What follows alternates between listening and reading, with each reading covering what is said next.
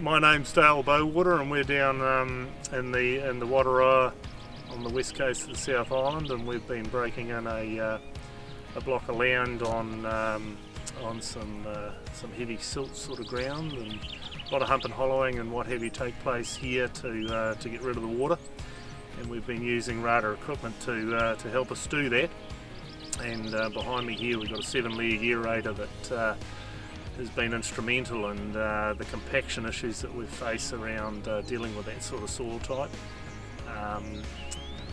We've got some other Aerator equipment here, which consists of a grubber and an 18-foot maxi till as well, which was one of the originals bits of equipment we brought with us 18 years ago, and still going strong.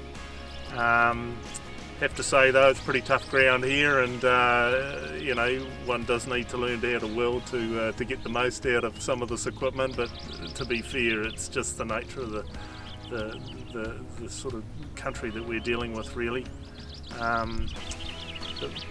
When we brought the equipment that we're using here, we went to the market as you do, and really found that Aerator was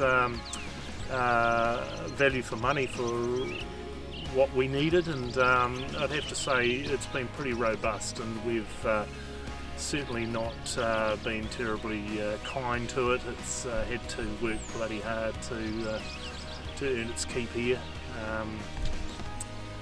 Yeah, and going forward, I think there's no need to replace some of this equipment anytime soon. The aerator, we've had 3 years out of it. The 18-foot maxi till was something like I say, 18 years.